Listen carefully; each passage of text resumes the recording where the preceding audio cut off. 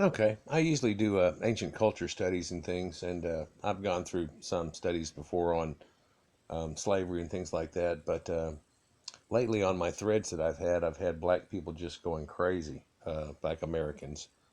Really, nobody from the UK. In fact, they defend sometimes, but um, going crazy, saying that 400 years of slavery is about up and all these things. And I thought slavery was over in 1865, but this guy Dontell Jackson right here, praise him for coming out and forward with this, because what he actually did was drop the racism uh, that he had been instilled with as a young child, and that book, the Bible, that instilled the racism in him, and he decided to look in other books and see if he couldn't find the truth to the slave trade.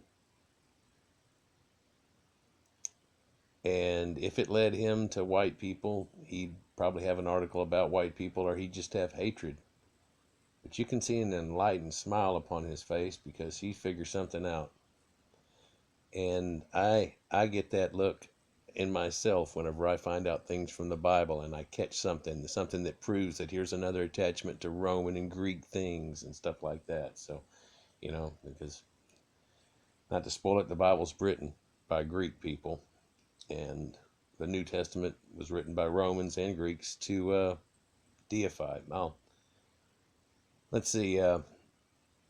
If you look up Flavian signature, it'll show you about the New Testament. If you look up the big elephant in the Bible, it'll show you about the Old Testament. But there's a lot of stuff that they break down in the Old Testament. But needless to say, any of those will pretty much show you that it's been false, doctrinated, twisted, pulled together by other people's stuff, and it really has no bearing on anything. And so, some 400 years that the Egyptians were supposed to have gotten the Hebrews back for, but then they didn't even want them or whatever that they talk about, has actually happened in Scripture and didn't happen here in America. I believe we were only enslaving people for 89 years. It was 1776 when we became America. Before that, we were British Columbia and or New England. So really weren't here. In fact, it was English people coming over here, but then we turned on them, took the country from them, which deserved because of what they had done through the white people through the Dark Ages, which lasted about 1,300 years. And constant chattel slavery through the whole thing. All the white people were basically slaves. You think, oh, that was a time of kings. Yeah, well, the king was a king and everybody else was enslaved, and there was feudalism, and it kept people from being able to advance. I mean, if you're a barber, and you're always a barber, and you couldn't go anywhere with it. And if you did anything wrong or got out of hand, they would just skin you alive and kill you. With a bunch of torture devices that they created too. So it's a whole lot different than the slave trade, where they actually tried to keep them real healthy because they'd paid a lot of money for a guy that was going to help them as a worker to build a farm. But I digress. Let's read this here real quick, and I'm not going to go through all of it. What I am going to do is pause with each little area so you can read it yourself, and if you'll pause the video in those times, you can read it too. But very enlightening and stuff. Hello, and welcome to my website. We thought that we were white.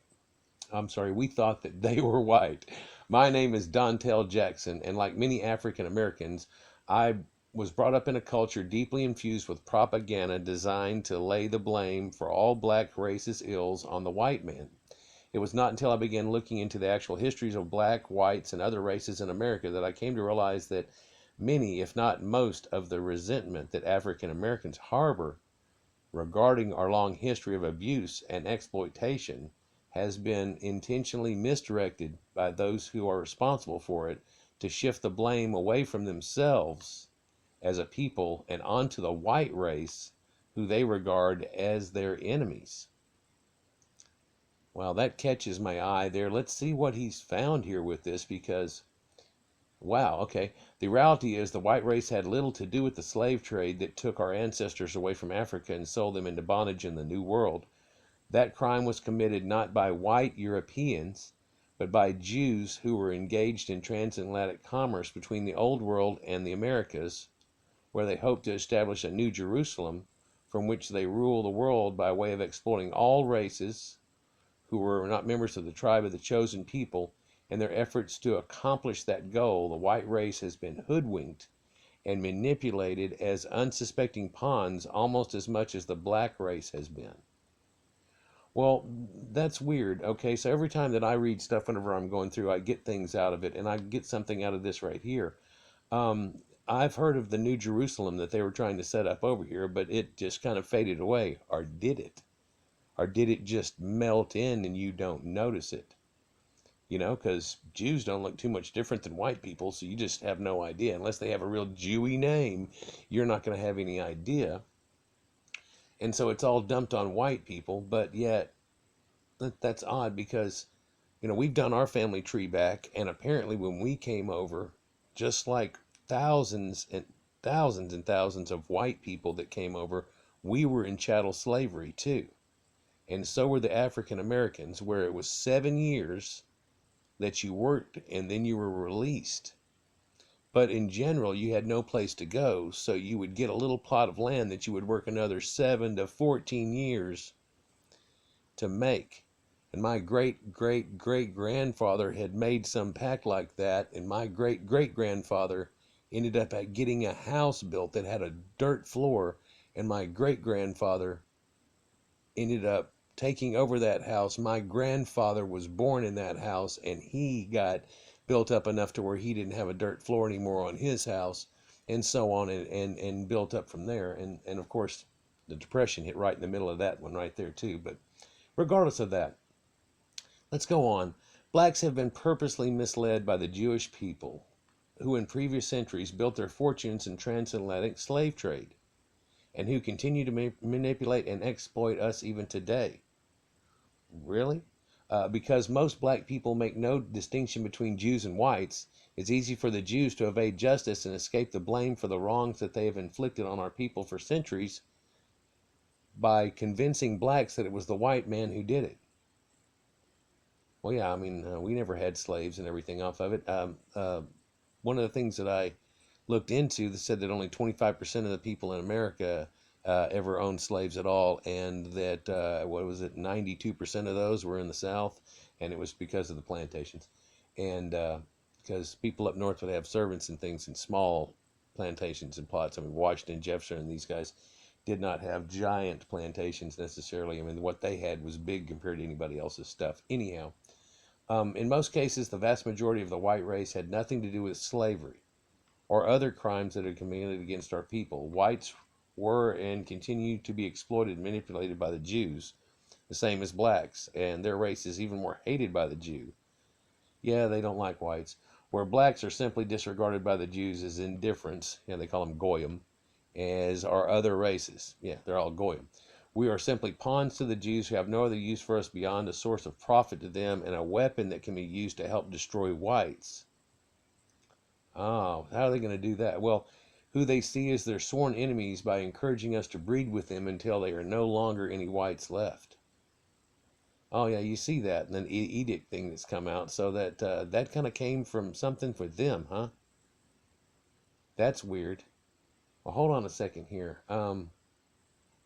Used a weapon that can be used to destroy whites.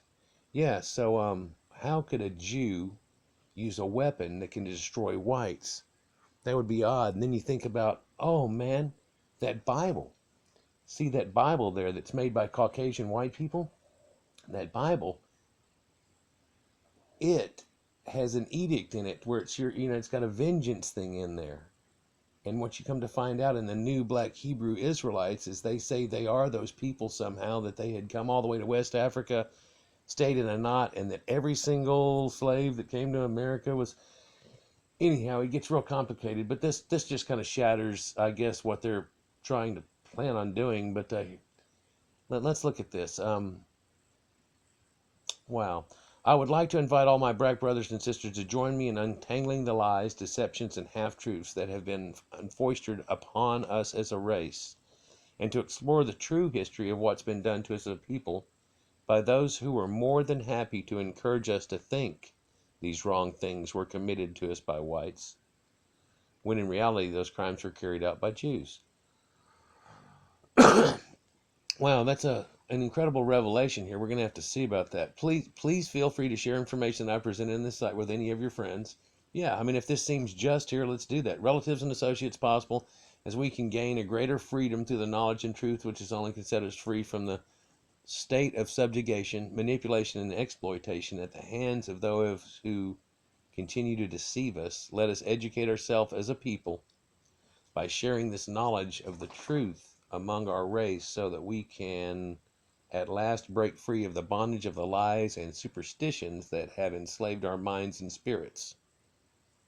That sounds like a great idea. Okay, so let's go on here. What is this? So they show you the Jews here, and they've got even a map. It'll show you an area. Jews are a race of merchants and traders like the ancient Phoenicians who preceded them in occupation of Canaan and their establishment of trade throughout the Mediterranean. The Jews traveled far and wide in search of wealth and exotic riches long before the first white man ever set foot in sub-Saharan Africa. Maybe he's found Jews living in Sinai, Yemen, are known to have come to Ethiopia as early as 500 BC in search of gold, intermarrying with African women and becoming the ancestors of the Limba tribe, whose descendants continue to practice Judaism and went on to build Great Zimbabwe, a medieval stone fortress whose construction began as early as the 11th century. Okay, and I'm familiar with that. And a lot of people try to say that, that was Great Zimbabwe was built, 10,000 years ago. But there's records that they say that they did it, and the Jews were involved with this, huh? So, and what was that supposed to be at 500 BC? It was some type of, some type of connection to where they could get connected with them and the gold that they could get out of the people. And then what do? They make them rise up against what last was Egypt, or no, that's 500 BC. That's before. That happens way before. Anyhow, the Ethiopian Bible is one of the few written texts outside of the Dead Sea Scrolls which includes the Book of Enoch, an ancient Hebrew text that relates how a group of angels disobeyed the prohibition against intermarrying with mortal women and how they spawned a race of cannibalistic giants who wreaked havoc on the earth during both man and beast, which ultimately had been destroyed in the time of Noah by the flood. The Book of Enoch also reveals that the fallen angel who was singled out for punishment in this part was named Azazel, who was imprisoned under the earth to remain there until the day of judgment, when he would finally be destroyed along with the death and the grave, a legend which seems to be the origin of the Christian belief of the devil. And yeah, there's really no devil thing. And then they talk about this in the Bible, and they go, see, there's the devil, and they try to put it together. But I'll tell you something weird. Azazel, if you'll go to that, where it has it in there, it's actually the scapegoat. And what they do is now imagine this while we're reading something like this, but what they do is they have two unblemished goats, and they take one for the Lord, and the other they put all the sins of the people on and cast it out into the wilderness and throw it off a cliff so it can die for all of their sins, and then they're cleansed again, because they can do whatever the hell they want to as long as they throw a goat at it. By the way, any of these new Hebrew Israelites killing goats and doing things? As a matter of fact, has anybody ever seen in a synagogue a goat getting killed? Is anybody doing this anymore? Did anybody ever really do it back in the day? Or was it something that was really from before Christ's time that was going on that got stopped by Rome, and then from then on it's been a puppet thing ever since? And that's the truth of it. But we'll go on here. So here's an area of all of Africa and how huge it is. And you get Djibouti down here, and Ethiopia, Addis Ababa, and these areas here where the Egyptians used to be able to come down off the Red Sea and do trade, and up the Nile to a point, but got stopped. And Sudan occasionally came down the Nile. So here we have also the very top states here, Tripoli, Al-Jaf, Belgies, and Tunisia. All the northern parts here were Islamic taken over with, and Jews, and they ended up taking over this spot through here. They infiltrated to them, and what did they do with this? Well, this is where the slave trade comes from, right through in here, Nigeria even, all over the place. He's got a map showing you the areas. But anyhow, Judea, the land from which the Jews take their name, was located on the Levant, in what is today the present state of Israel, in the Mediterranean coast that lies beyond Jordan, along the western edge of Arabia. Bordering on Egypt and northern Africa, there are Jews lived there nearly 1,000 years until they're eventually expelled and driven into exile by Romans against those who the Jewish people repeatedly rebelled. And they did. In fact, the Jews revolted everywhere. Looking into it deeply, it seemed like they would infiltrate the Amalekites and these people and cause rebellions and do things. And anytime they ever got enslaved by a people, they would rebel inside the own thing that there was. And in fact, this right here is showing you where they rebelled against Rome, and it actually caused the Armageddon that was in the Bible. Jesus tells you at the Mount of Olives it's going to be 40 years or a generation, and that some of his apostles are not going to taste death before it actually comes, the second coming. And the second coming, because he died in 33, is at 73 when this actually ends at the plains of Masada at Armageddon or Armageddon. And every single Jew pretty much got killed off. There were scatterings left. By the way, they weren't black. But Judea, which is strange, where the Jews take their names from, because Saturn and El worship of that area. El was the god of the Levant, and he was known by Greeks and Romans as Saturn and Kronos. And El had a son, and they tell you about it in Berosus and some of these old things that were right about the time here, and that he had his only begotten son named Eudid, and in Greek that would be Eusus, which actually is Jesus, because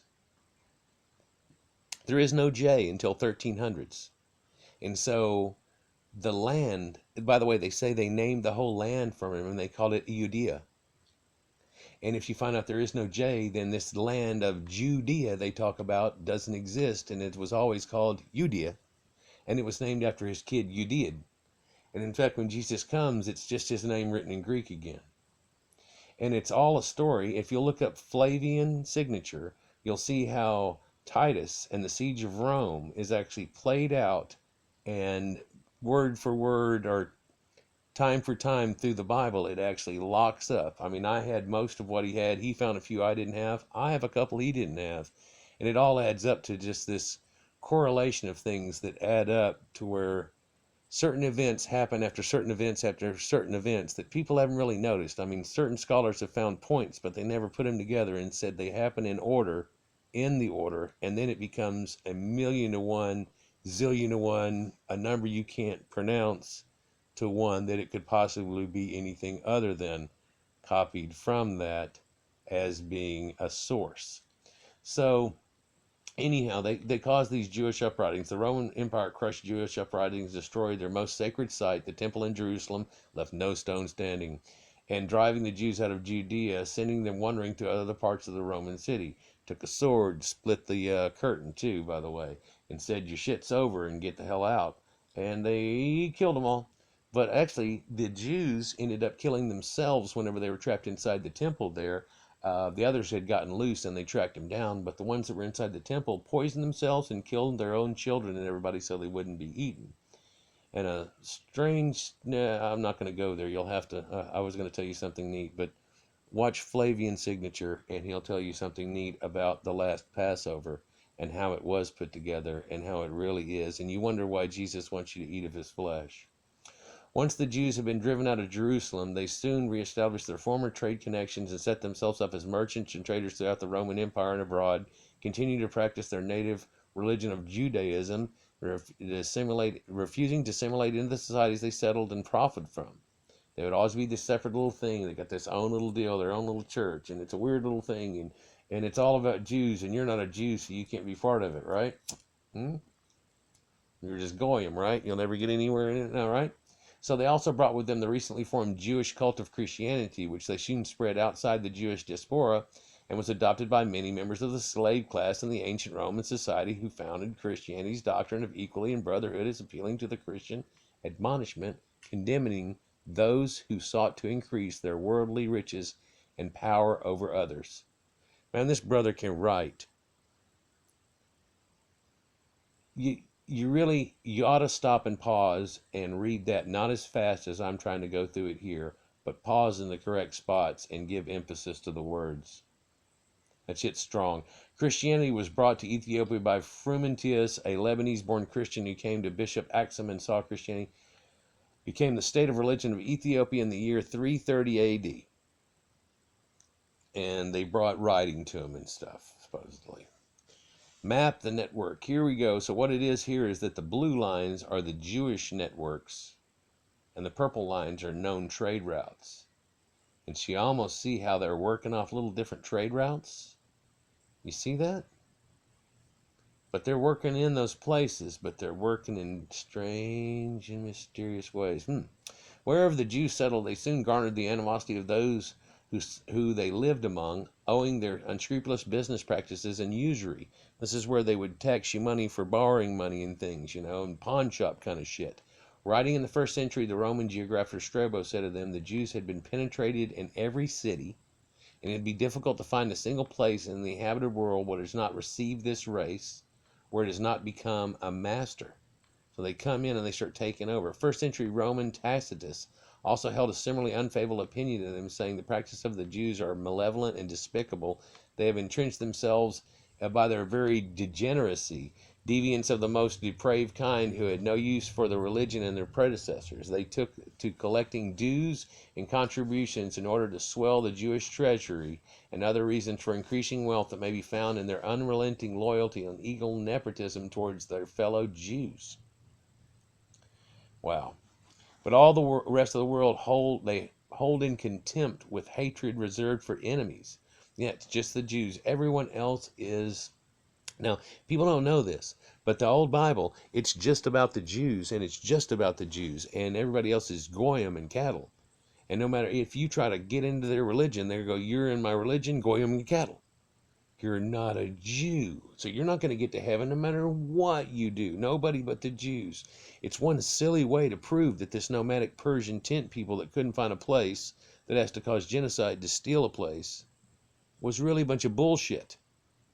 That was all meant to deify Kronos and Saturn, El, the god of the Levant. You see, because El had a group of gods that was with him. It wasn't just one solo god. He had a wife named Asherah, and he had a son named Baal. And Baal was a thunder god, a lightning god and stuff. And so El, they used to worship him with his council, and the council was called the Elohim. Sounds kind of familiar, doesn't it? And they worshipped in a place they called a Temp El or a Chapel. And because it's a place of El. Like Bethel is house of God, where house is Beth and El is the name of God. Yeah. And so the elders used to tell everybody what to do there, and they were directed by the angels named Michael, but Michael, or Ariel, or Gabriel, or Nathaniel. No, that wasn't an angel, was it? Raphael? All the angels. They all have El names. Well, there was prophets that tried to keep them from doing the Baal worship. Yes, their names were Ezekiel, Daniel, Nathanael. How about Elijah? That means El is Yahweh. They try to say, well, that means God is Yahweh. No, God, if you're saying El is God, that's the God of the Levant. His name is El. He was a satyr. He was the one they talk about as being satyr, Saturn himself. He was a satyr, the half-goat guy, because they used to still wear goat clothes and skins in a time when Roman and Greeks were all eating, grapes and stuff. So they made fun of him, especially when they got into fights with him. Then they start making him with all the goat horns. And we know what we think about a goat horn guy today, but they even they worship it so much. The Romans worshiped Saturn to the point that the main mound of Rome used to be called Saturnus Mons, where the Vatican sits today. So they definitely were deep into it and loved it. And his son Baal, which would be known to them as Zeus, and if you remember Greek stuff, that's his son. Of course, he ate all of his children except for one, and that goes back to that Judea thing. So amazing, isn't it, how it all goes together? But want y'all to pause this at certain points here. I'll give you 10 seconds, pause it here, and just read this that here is here. Y'all can go to this site and see this. I'll stop at a few points, but he talks about how the Dutch East Indies Shipping Company, that we're all familiar with as the pirates, was actually Jewish controlled and owned.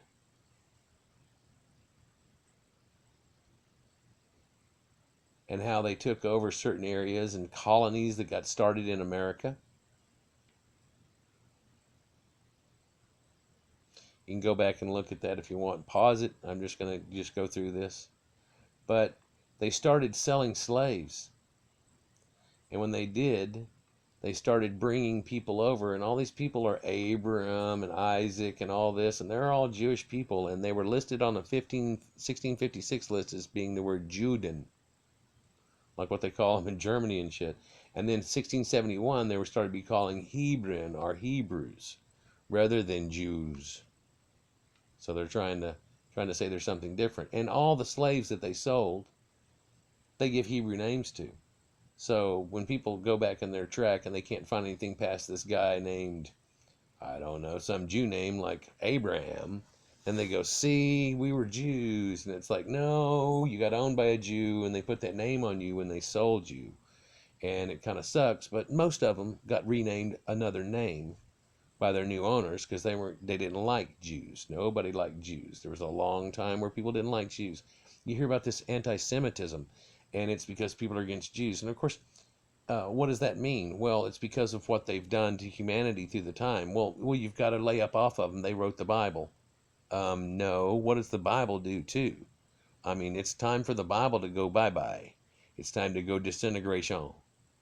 It's not productive. It's very counterproductive. It makes people hate each other for a little piece of land that really isn't even worth having anymore, is it? I mean, really? Just wasteland? Desert? I mean, it was great when the last ice age was there and the ice shelves were closed in, and that was probably a fertile crescent right there, but once it spread out and turned into a desert, it's not doing it. And we better be worried a little bit more about our next ice age that's coming, our mini ice age that should be here in the next few hundred years. Maybe even overdue at this point. And everybody's talking about global warming. Anyhow, pause it here. Rhode Island to Holland, Jesuit Israel. Then they talk about how they infiltrated Freemasonry before the actual start of America, and indoctrinated people in like George Washington and things with secret little rites they would do.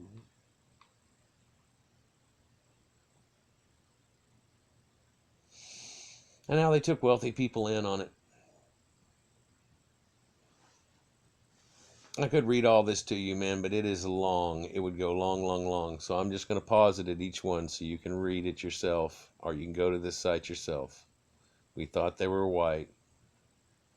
Just Google it and it'll pop right up.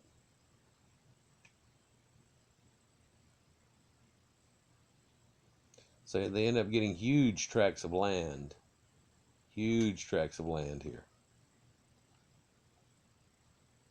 And in the American Revolution, they start funding it from both sides, kind of. With these guys. And actually trying to fund the fights that we have with Spain and things somewhat. Very hooked up with the Spanish slave trade and all their ships and all the people that had the ships back then.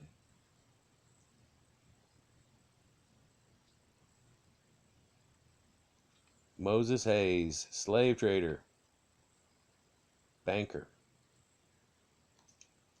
So let's go on here real quick. I want to try to get through with this in maybe a 35-40 minute video, but Jews in the slave trade.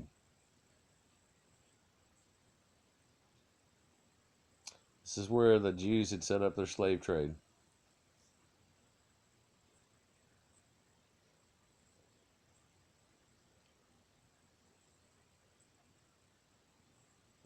It wasn't until 1655 that slavery for life became legally sanctioned institution in the Northern American colonies, however. In that year, Anthony Johnson, a free black Angolian who had been brought to Virginia as an undentured servant and who had worked off his term, What we mean by that, people, everybody used to work off their term. Everybody used to be an indentured servant. And in fact, all the blacks, up until that moment right there, were set free after 7 years, and they could make their own little land and help to cultivate, and you would get a colony going on, you know, with free people. Not slavery for life, but he worked off his term years earlier. He went to court over the ownership of a black servant named John Kaser, who Johnson claimed ownership of, saying that Kaser had been sold to him as a slave for life. Corroborating testimony in the case provided by a Jewish merchant named Captain Samuel Goldsmith, with the court deciding in Johnson's favor, legally recognizing John Kaser as his slave for life, setting the precedent for lifetime slave ownership in the colonies of North America, a peculiar institution that Jewish seafaring merchants and traders soon found extremely profitable. So there's the trick right there, where you went and by the way, there are more white slaves up until this point. There are more white slaves that have come in and done this 7-year thing than black people at this point. Now's when it goes crazy. I'm going to start going ahead and read it, but here's people that were involved in the slave trade, and this is the names of their ships that they took back and forth and back and forth and back and forth. These are known slave ships.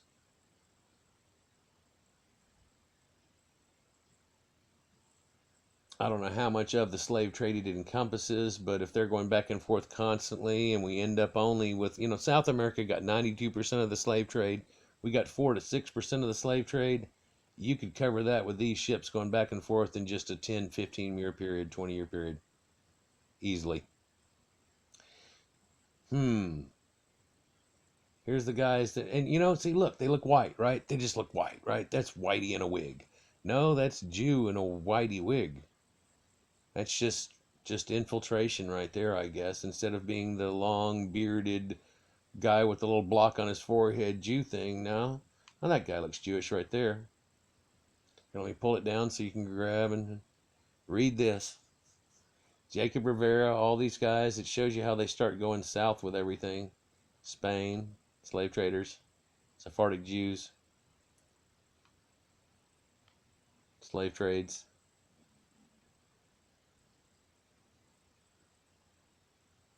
Benjamin Mordecai, the largest slave trader in South Carolina.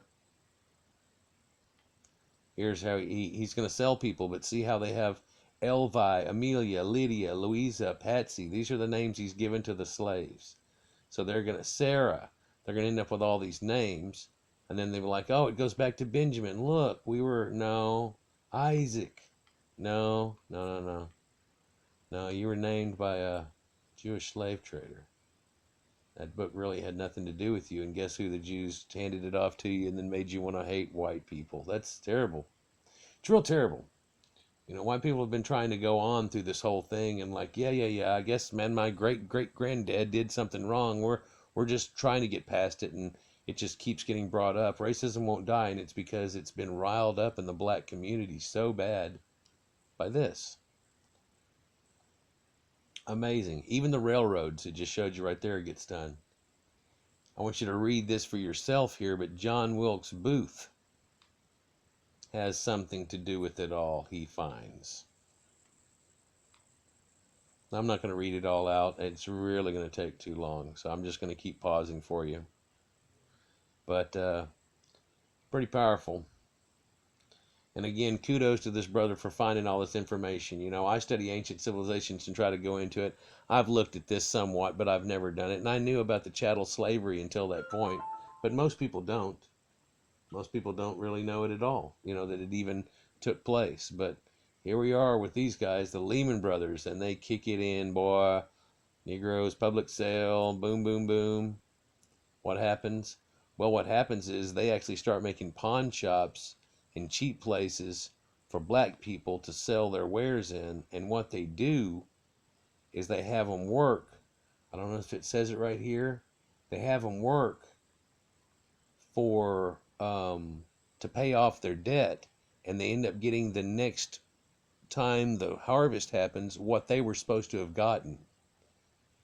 and perhaps the next one after that. So they keep them double screwed off of one and keep doing it. And it's terrible. It's detestable. So, let's see. In the U.S. cotton sales after the war, the Jew came down in force, set up shop on the plantation, supplied the Negro wants on credit, and at the end of the season was the proprietor of the Negro share of the present crop and part of the next one. Before long, the whites detested the Jew and tried to run him off. And if you'll remember, there's a whole story about carpetbaggers and people coming down from the north, and they were just people looking for work. No, it looks like they were carpetbaggers. And what's terrible is the KKK originally was trying to get rid of white people that are carpetbaggers. I'll pause it here so you can check this out. KKK wasn't about black people at all. That got twisted. He'll show you. KKK was meant to do things like this Jew guy raped this girl and tried to get out of it with Richie money, and they weren't going to let him get out of it. So they commuted. Southern anti-Semitism reached a fevered pitch in 1915 due to outrage over a commuted death sentence of convicted murderer Leo Frank, a young Jewish businessman who raped and murdered a 14-year-old girl named Mary Fagan, worked at a child labor. Well, what happens to him? Well, they end up forming these people, and they actually take and they went to the Georgia jail where Leo Frank had been taken, and they forcibly dragged Frank out of his cell and hung him in the name of justice. And were not going to be stopped by the locals because he had done that, and wasn't just going to get out of it because of blah blah blah because he was some Jewy Jew and had connections, because wasn't going to be tolerated. So this is the type of thing that was being stopped by the KKK that you hate so bad. See how it's funny how everything's a twist, isn't it? Isn't everything a reverse twist? You can look up this information, 1920 all the way through. Whenever they didn't used to hood themselves here, they were all trying to go against Jews. Klan Parade, 1925. It's all still about that. Then they got this big anti-Semite thing when they got a bunch of the Jews in offices. And next thing you know, they went against it. But here they are going against Goldwater's, because it's a Jewish place, and they're actually doing a strike out in front of it. They ended up owing $685,000 to the government in unpaid taxes. This man was in the Klan, and Jews couldn't be involved with this, and they kept hooding themselves at that point. Then he found out he was publicly exposed as being a Jew, and he killed himself with a .32 caliber revolver. To not implicate the Jews as being part of it. Got to stay out of it. They used to make all kinds of, magic events and stuff with black people, but what they show you here is that they started selling things that catered to black voodoo and things like that, and gambling and all those things that you're not supposed to do. They tell you it's going to make the girl fall in love with you, all these things that make you want to act promiscuous, oils, incense lightings, things like that. You're supposed to douse yourself down heavily with this cologne right here. It tells you mojo hands. It brings you luck and love spells, and above all, be an effective lucky rub, hand and body wash for card players, crap shooters, and those who bet on policy. Right? Look, here's the black cat firework symbol. And look at this symbol here, right here, that's just a happy-go-lucky symbol for the Jews. Do you see this? Is that showing up? That's showing up, right? You can see that. But no, it's got lucky mojo. It's got Persian sex magic. It's got all these things, and all it was cheap-ass cologne that sometimes had things in it that shouldn't have been in it. They come out with 7 keys of power and things like that, which tries to teach you the Jewish Kabbalah in a different way. They come out with Al Jolson and his whole thing that he does, and Mammy and all that stuff, and kind of commify it a little bit and make a little bit more dissension than there should be by it, because it gets real popular.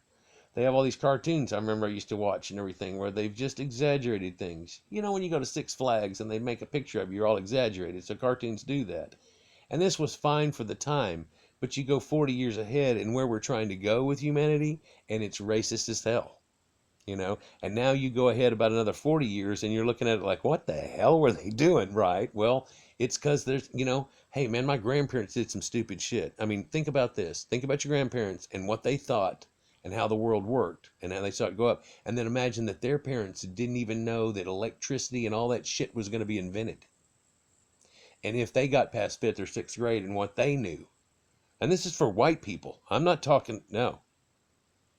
And black people are sorrow that they can't find their heritage. And I tell you, white people lose their heritage real quick too. It is rare to get past maybe 1,500 on anybody, and it's usually believed as a lie. I got a plaque over there on the wall that says I come from some Irish king from way back when. He does have the same name as me, and they named a street after it and everything. But I don't. They can't put the middle together. They can't put the middle together and go A B C D E F G G G, and all they end up is go Z. Anyhow. But for truth and reality, I lose my people at the Civil War. On any side of the family, we just lose it, and it ends up not even becoming my family name that I have, but other people that they've tracked a little past that and lose them off one of our great grandma's sides or something, and so it's not even no. So they start this Hebrew Black League thing and get it going, and it's all funded by Jews. See, and then now you can stop and read this. Civil rights. They helped start this. And one thing you can find in the new released files of JFK is that MLK was a plant and a communist thing, and it was set up by Jews.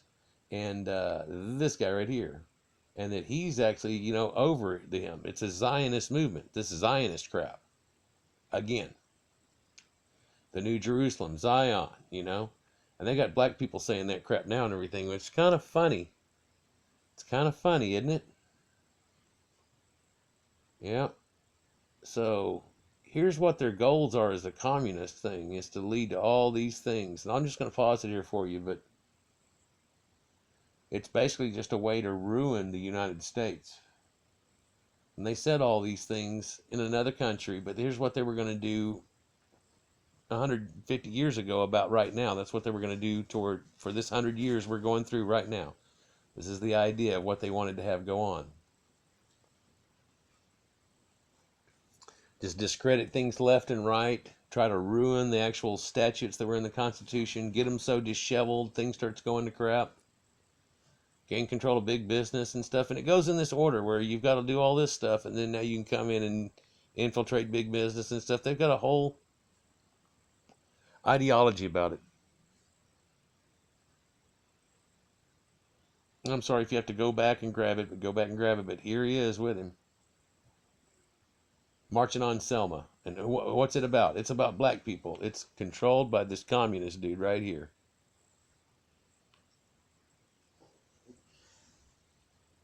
Yep. And it goes all the way through. I mean, even Obama's administration has a lot of these guys in it, and you can't steer out of it. Everybody's got to be with Goldman and Sachs, and all that stuff. So it's just not something that you can get over on.